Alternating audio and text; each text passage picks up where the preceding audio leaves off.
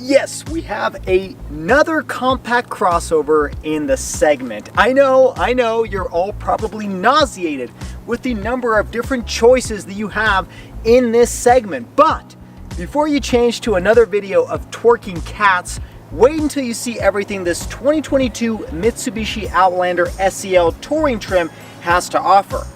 I think you're going to be impressed.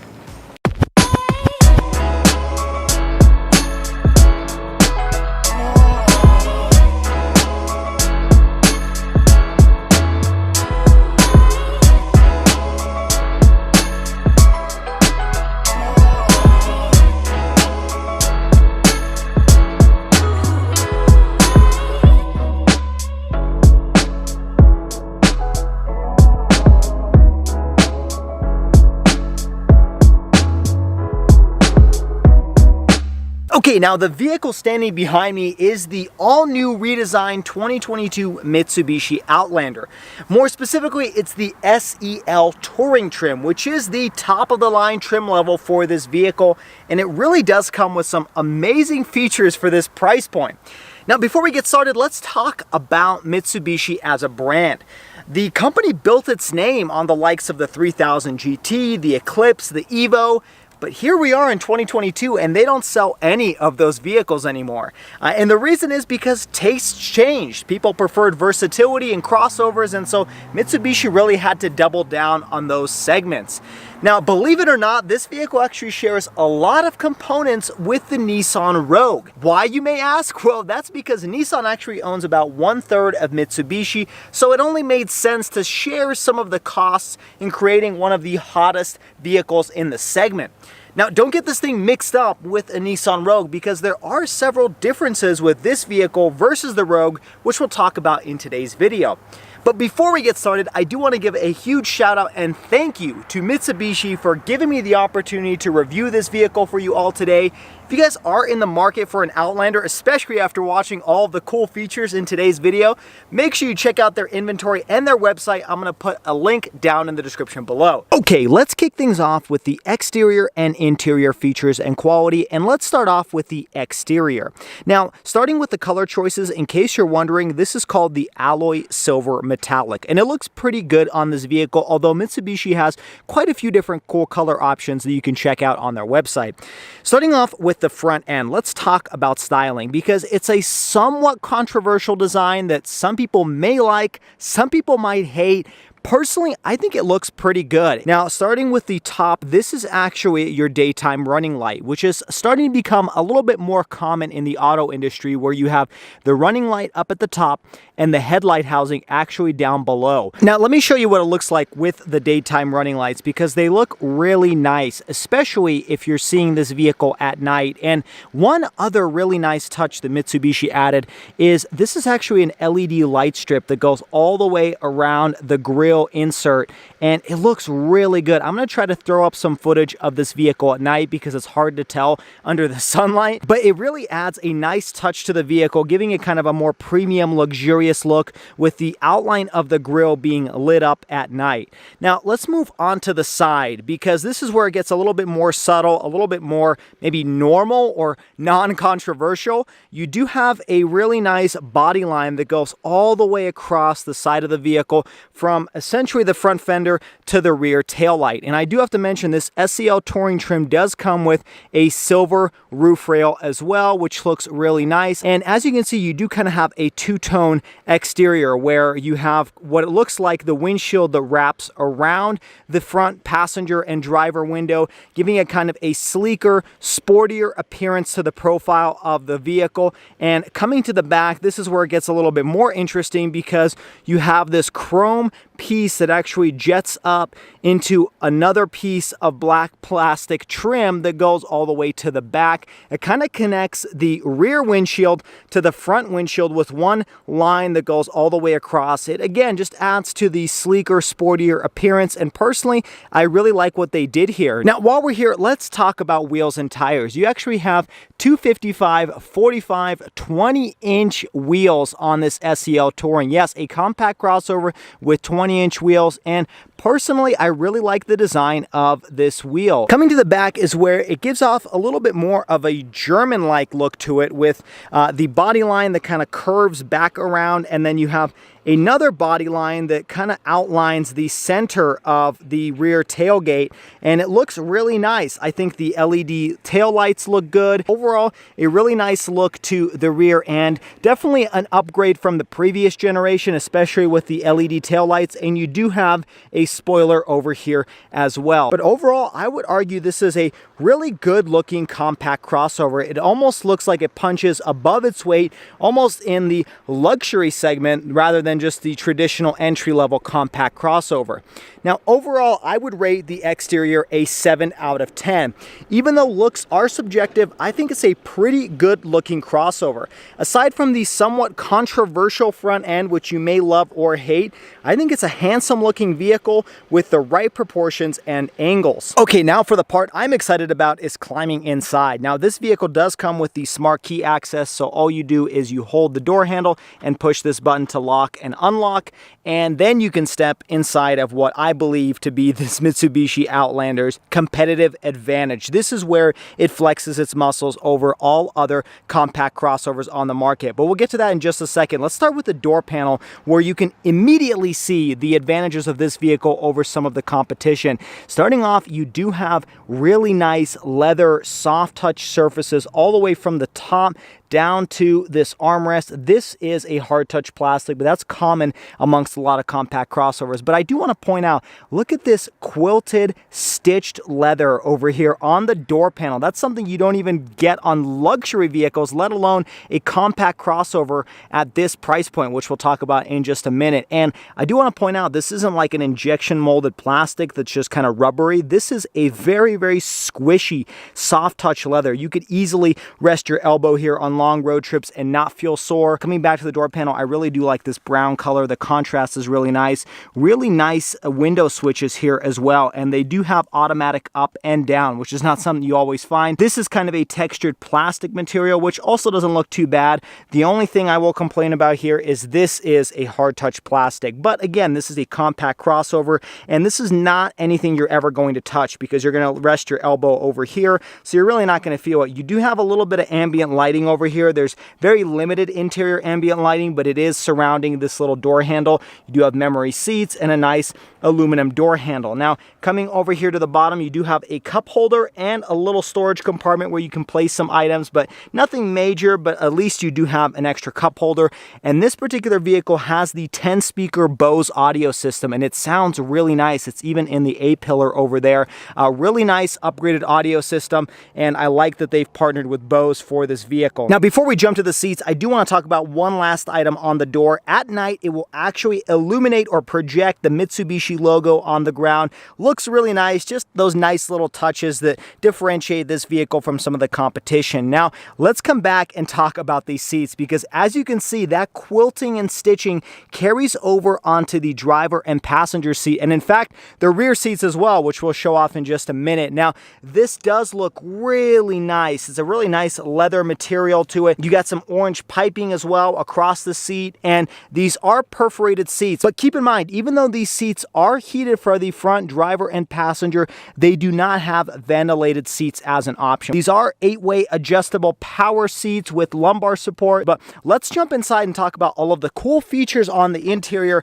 and boy, are there a lot to talk about. Now, I don't even know where to start, but I guess I will start with this 12.3-inch all-digital instrument cluster display, which is truly amazing. I don't know of very many other competitors in this market that offer an all-digital display, so that's really impressive for a vehicle at this price point. Now, you can ignore the warning message. That just has to do with the tire pressure. It was a slightly cooler morning today, and so for that reason, I do need to inflate the front driver tire, but that is an issue for a different video. Now, since this vehicle does share a lot of components with the Nissan Rogue, I am sure you you may be familiar with this center display. This is something that you would find on the Infiniti products that I've reviewed in the past and some other Nissan products as well. And overall, it's actually a really good system. You've got a very, very crisp display with really nice graphics, and then you can even change the display if you choose to.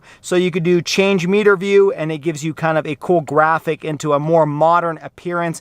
Really nice instrument cluster. This is probably one of my favorite features on this vehicle because, again, it's not very common to find on a compact crossover. You know what else isn't very common is a 10.8-inch head-up display. So if my camera can focus, you can see this vehicle does come with a head-up display, and you can shut it off. I don't really know why you would, because it's a really nice feature to have. And if you do turn on your adaptive cruise control, you do have all of the information over there on the screen as well. It just gives you the need-to-know information along with your audio sources as well, so you can change through music and know what you're looking at. Now, coming to the steering wheel, let's talk about it. It does have very similar controls to what you find on a Nissan. So on the left-hand side, you have your audio controls, your seek and track buttons, and then on the right-hand side, you have your adaptive cruise control and your voice activation and phone. Overall, a leather-wrapped steering wheel, which is really nice to the touch. You've got some perforated leather over here on the places where you're placing your hands, and then it is not a flat bottom steering wheel, but then again, this is not a sport vehicle, so really nice steering wheel. Starting over on the left-hand side of the steering wheel, you do have your controls to change the brightness of the gauge cluster, and then you can also turn on and off your heads-up display and open up your lift gate. Now, one complaint I have here is this vehicle is fully equipped and there's still some blank switches here, so I'm not sure what other options they may offer and why these are all available. Going a little bit further up, you do have your air vents. This is actually a leather material as well, and even though this looks like hard touch plastic, this is actually that rubberized injection molded plastic that actually is soft touch, and I kind of wish they carried that over into the door panel, but again, this is a compact crossover, so you can't expect that. Now, one thing I do want to mention is you do have paddle shifters here, which is kind of surprising because this is a CVT, and we'll talk about powertrain here in just a minute. But let's talk about this 9-inch display. Now, this is the upgraded display. You can either get the 8-inch on the base model or this upgraded 9-inch, and personally, I think it's perfectly sized for a vehicle of this size. It's a good display. It's not the quickest in terms of navigating. You know, it's a little laggy, and I do think it's funny. It sounds like it's Windows XP every time you push a little button here. Not sure why they chose that audio, but nonetheless, really nice display over here because the graphics are really nice. It's just a little bit on the slower end, and the Infiniti QX60 I tested with a very similar software. Again, this is pretty much all Nissan.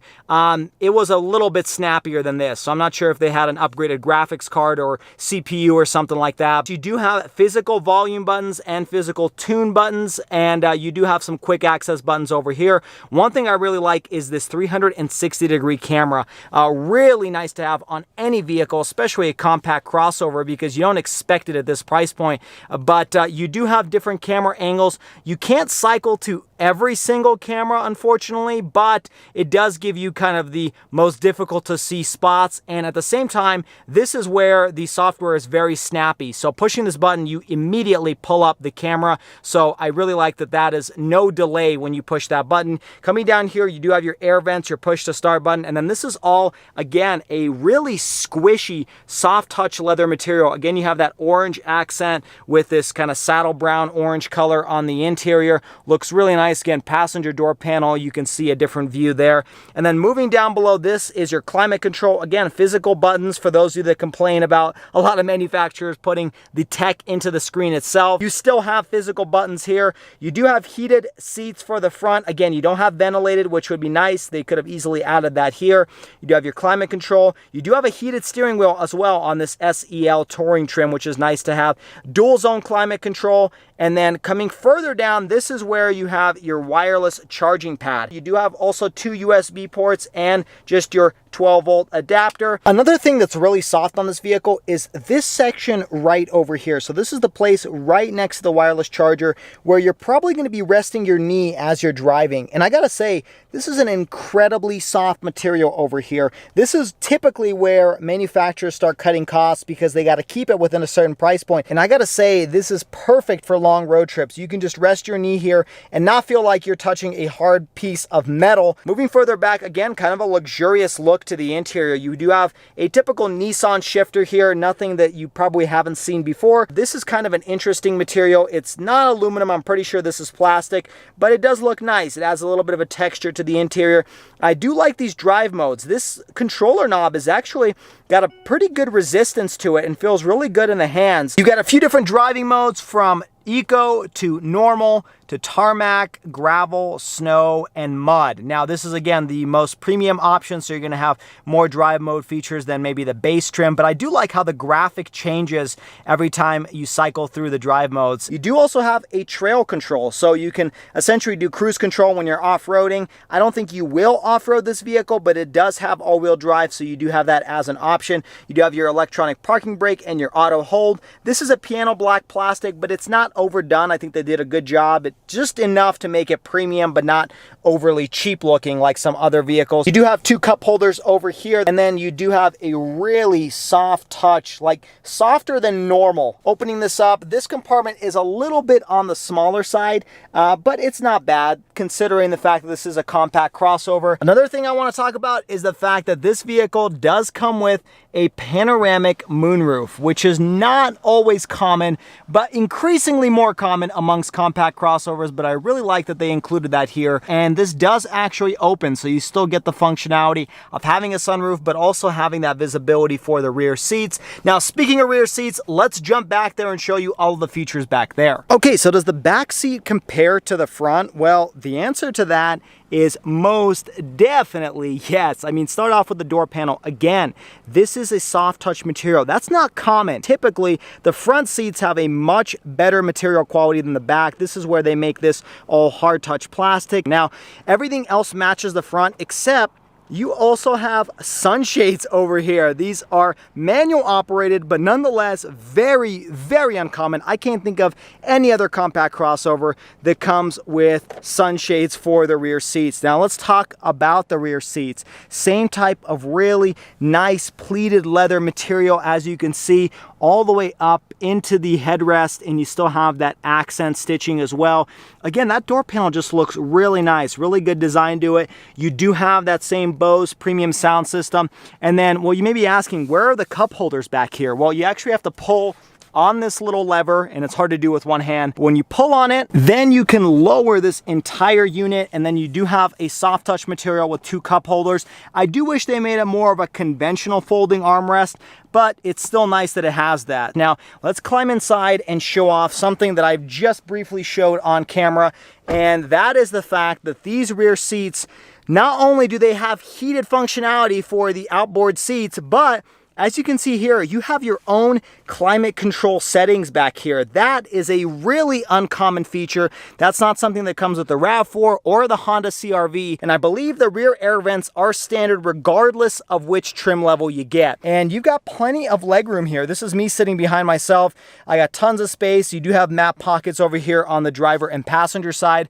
And let's show off what the headroom looks like. Pretty good headroom. I've got a couple inches here, but that's really because this panoramic sunroof kind of gets in the way, but I'm glad they did it because that panoramic sunroof does look really good on the interior, and that pretty much sums up the second row of this vehicle. Now, I would rate the interior an 8 out of 10. It's really this vehicle's main competitive advantage and selling point. It's a really nice interior. It almost rivals some luxury crossovers. From the soft touch material to the contrast in colors to the quilted seats and the panoramic sunroof, it's a really nice interior, especially considering the starting price of this vehicle is under $40,000.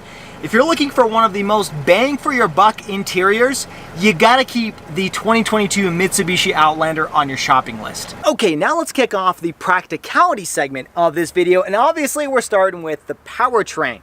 Now, this vehicle actually comes with a slightly different powertrain than the Nissan Rogue.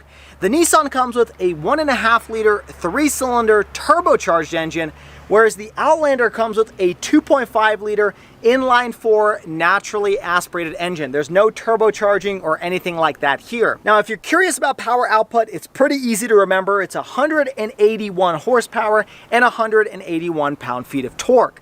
Now, that power is all sent through a continuously variable transmission, a CVT.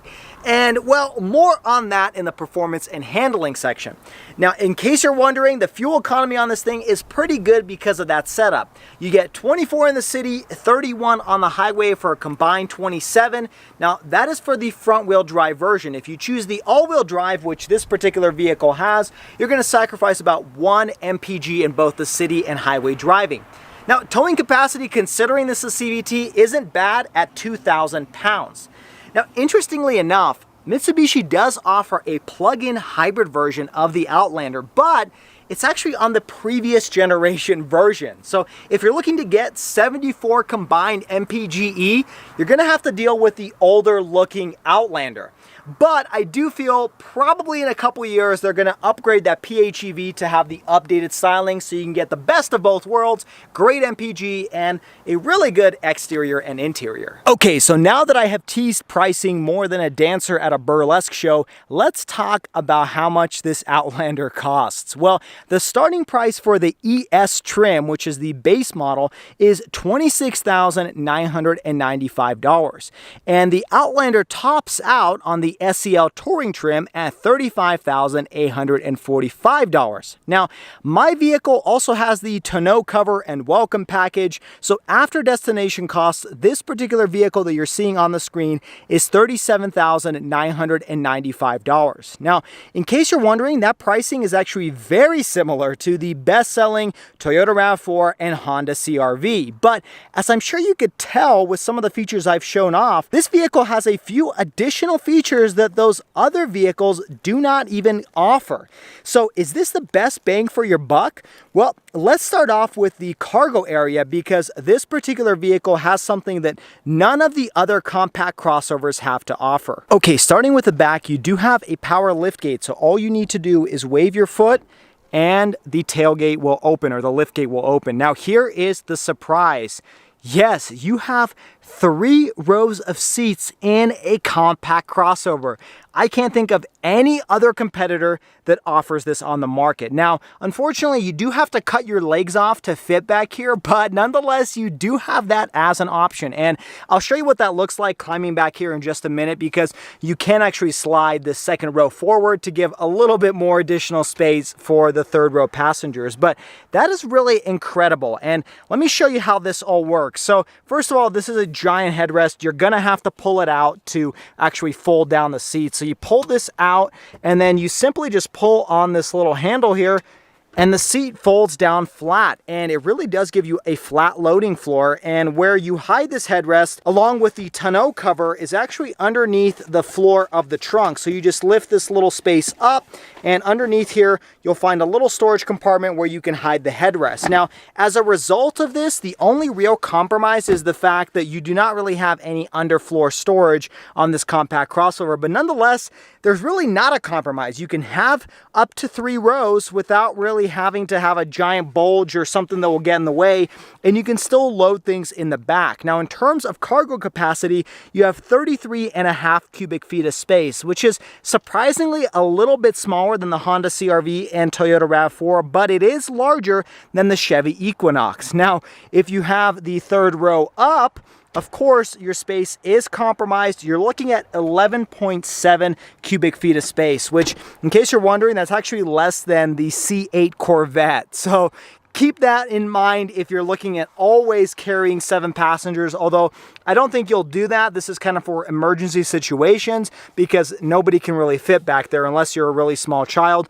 You do have a power outlet back here. And then another cool feature, you can actually fold down these second row seats from here, which is not something you see on all other compact crossovers. Now back here, I do want to point out you do have cup holders and you do have little straps over here where you can actually tie down different things in the trunk. A pretty functional trunk space overall, along with some lighting over here on the left. And then there's your seatbelt, which you can hide out of place if you're not using the third row. Okay, so here is my contortionist lesson for the day. And at the sacrifice of my dignity, I'm going to show you what it looks like to get in the back. So obviously you're going to have to slide this second row forward. You pull on this handle, then the seat actually allows you to slide it forward. Now you can gain access to this couple inches of space here to climb into the back. And climbing back here, let's see what it looks like.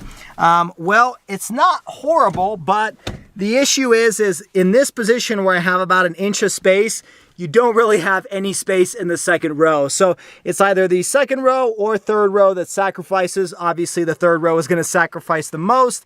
And look at that. I mean, there's really no space back here to fit anybody, but in a pinch, if you really need to, you could probably just put your legs up to your knees and allow somebody to sit in the second row. Now let's talk headroom.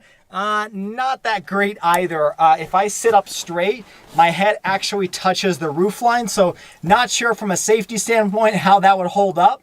But I do have a little window here, like a prison cell, that I can look out of. But again, I'm being a little facetious here. It is nice to have at least an option for a third row, even though it's not very easy to get in and out of. Okay, now we've talked about some of the cool features back here, like the rear sunshade, the 3-zone climate control, and the heated seats in the back. But let's talk about the numbers. So Mitsubishi says you have 37.9 inches of legroom back here, which is pretty common amongst compact crossovers. But if you choose to stuff someone back there like a tube of toothpaste, well, you're going to have to sacrifice some of that legroom. In terms of ground clearance, Mitsubishi says you have 8.3 inches, so no crazy off-roading in the Outlander. Okay, now I've already talked about the front row features, but there's a couple things I wanted to mention. First of all, you do get wireless Apple CarPlay, but wired Android Auto for all of you Android users, which essentially makes the software that comes with the vehicle unnecessary because you're probably just going to plug in your phone. Now, in terms of cup holders, that's where it gets really impressive. You actually have 10 cup holders in this vehicle, 2 in the front doors, 2 more in the center arm console. You got 4 in the back between the doors and the armrest, and then 2 more in the third row. Now, USB ports is where it's a little bit of a different story. You only get 4, 2 up here in the front, 2 in the second row. And I do wish they added a household power outlet, which is something I'm seeing more common amongst crossovers, but I didn't see one in this vehicle. Now, in terms of warranty, that's where it gets really impressive. This is probably the only vehicle, or one of the few, I should say, that have a really amazing warranty. It's a 5-year, 60,000 mile bumper to bumper warranty, and then a 10-year, 100,000 mile powertrain warranty. I don't know if I'm even going to be alive by then, but there is an amazing warranty on the Outlander. And for that reason, along with the other amenities this vehicle comes with, and the fact that it has a third row standard on all models, I would rate practicality a 7 out of 10, which is higher than what I would rate it for some other vehicles in the same market. I think it's a very practical vehicle, and if you're looking for probably the most practical compact crossover, you gotta go check out the Mitsubishi Outlander. Okay, let's briefly talk about safety. On the safety side, this vehicle comes with lots and lots of features to keep you and your family safe on the road. Features include rear cross traffic alert, adaptive cruise control, forward collision mitigation with blind spot detection. You do have that 360-degree camera that I talked about. You do get blind spot monitoring as standard regardless of what trim level you get. And you also get 11 airbags on this vehicle, which is probably one of the best in the industry. Now, let's jump inside and talk about what else you get if you upgrade from the SE trim or higher. Now, if you upgrade to what Mitsubishi calls the My Pilot Assist, you can push this button, which looks very similar to the Nissan one, and it will activate your essentially semi-autonomous driving in the Mitsubishi Outlander. And as you can see on the instrument cluster, you do have a little Outlander Mitsubishi on the screen. And if you do have a car in front of you, it will actually be an old Mitsubishi Lancer. So kind of a cool nod to Mitsubishi's past. But what this system will do is it will actually center the vehicle in the middle of the lane as you're driving down the road. And in my testing, it actually worked pretty well in both city and highway driving. Now, in case case you're wondering, this vehicle did receive an IIHS top safety pick with good overall ratings in all categories. And I would ultimately rate the safety and security a 9 out of 10.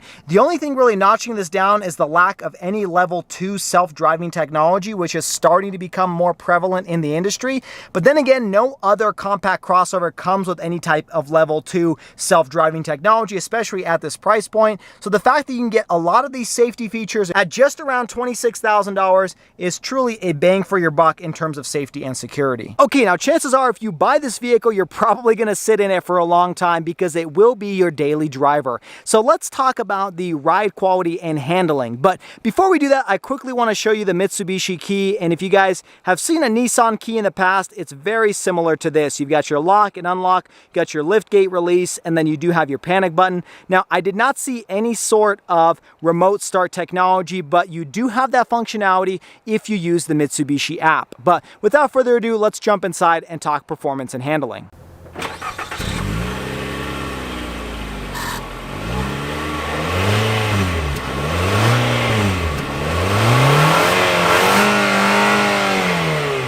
Okay, let's set off in the 2022 Mitsubishi Outlander. And this does have the easy entry and exit, so we'll actually move the seat forward and backwards.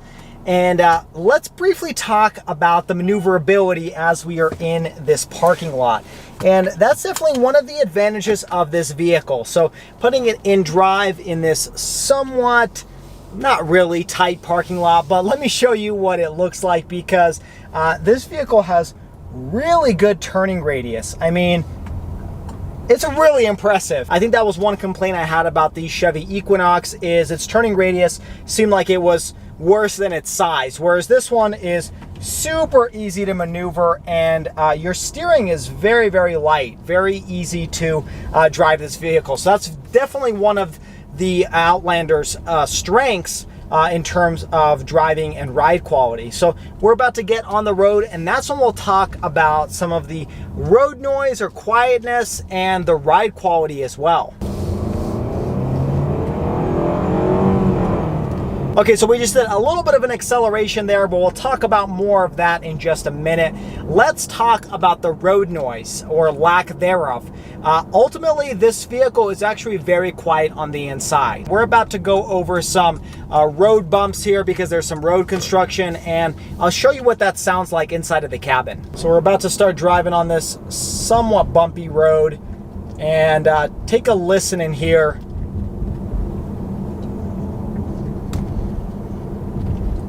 Yeah, it's a really quiet ride. And in terms of ride quality in general, it's also very soft. I have no complaints with the comfort level of this car. I do think the Chevy Equinox rode a little bit softer than this vehicle. That one was kind of punching above its weight in terms of ride quality, but I have no complaints on this vehicle. This is just as comfortable, if not a little bit more comfortable, than the 2018 Toyota Rav4 that I used to own. And again, really quiet inside the cabin. I don't need to shout. I typically do shout because I'm Armenian and we are a very loud culture, but I don't need to shout to be able to reach you across the other side of the vehicle. Honestly, this vehicle would be great for longer road trips because of how quiet and soft this vehicle rides. And the seating position is great as well.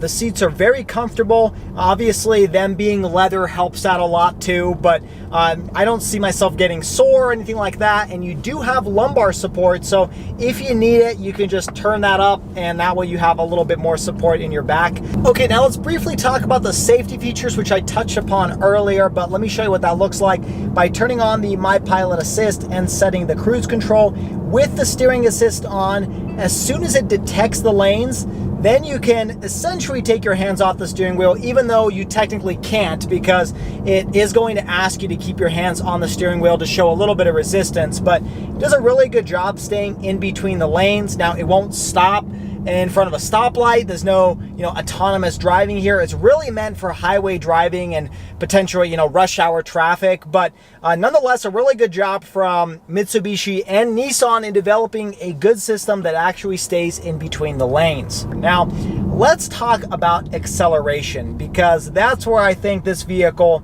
is lacking just a little bit. So we're at a stoplight here, and I'm going to put it into tarmac mode, which is kind of the sport mode, and I'm gonna do a pedal to the ground acceleration, and let's see what it feels like for you and for me. Okay, here we go. This is pedal to the floor. I'm at 30 miles an hour.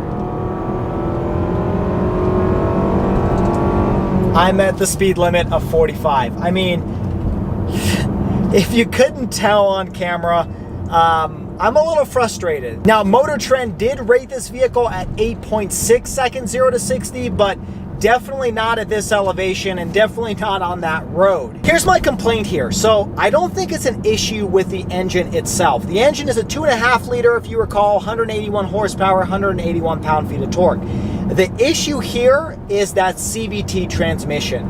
It really is not a good fit for this vehicle, especially if you consider I'm the only passenger in the vehicle right now, and it did that slow of an acceleration. If I put up to 7 people in this vehicle, I can't imagine how slow it would respond. Now, another thing I will mention is there are times where this CVT is actually pretty quick and peppy. And I don't know exactly when that is. There are some times where I just stomp on it and the vehicle does a really good job at accelerating. It works just as you would expect a 2.5 liter. And then there are other times that, like you saw on camera, I stomp on the gas pedal and it really doesn't move. And again, I don't think it's an engine issue because I used to have a 2018 Toyota Rav4 with a 2.5 liter with slightly less horsepower, and that car always felt a little bit peppier, a little bit quicker. It was never fast by any means, but I am used to a 2.5 liter engine, and I don't think it's an engine issue. I really think it's the transmission, and that sucks because this vehicle is overall a really nice package. You've got comfortable interior, good ride quality, you've got a really nice looking interior and exterior, but the engine performance, or I should say the transmission performance, is kind of the weakness here. And it's not something you can't get over, but it is something you're gonna have to consider. Although I will say a lot of the competition also comes with CVTs. That's not something new to Mitsubishi. That's something Nissan has had for a very long time. And so, unfortunately, that's just the trend for compact crossovers. So that is my one complaint on this vehicle. And for that reason, I would rate performance and handling a 4 out of 10. Everything else about this vehicle is fantastic, but that CVT transmission is something you're gonna have to get over if you're shopping for this vehicle. Now, that's not to say that this vehicle doesn't have some pretty big advantages that essentially make the CVT a little bit less of an issue than on some other vehicles, but if you are in the market for this car, definitely make sure you test drive it and see if it's something you can get over, because it does take a little bit getting used to. Okay, so there's everything you need to know about the all-new next-generation Mitsubishi Outlander.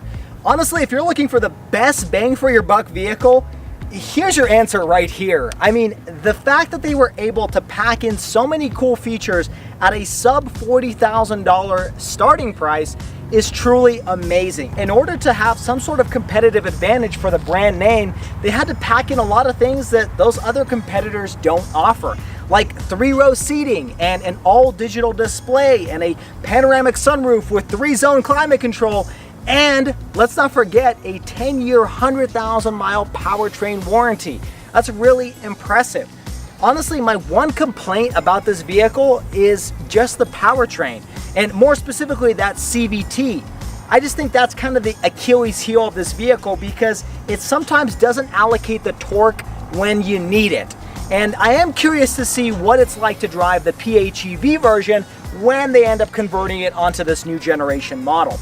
Nonetheless though, if you are in the market for a compact crossover, you'd be silly not to take a look at one of these because they really do offer a lot of features that some of those other competitors just don't.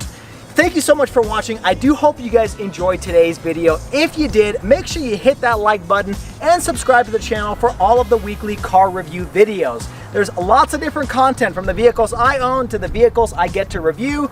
And also find me on all of the social media down in the description below. As always, everybody, I hope you stay schwazy, stay healthy, and have a wonderful day.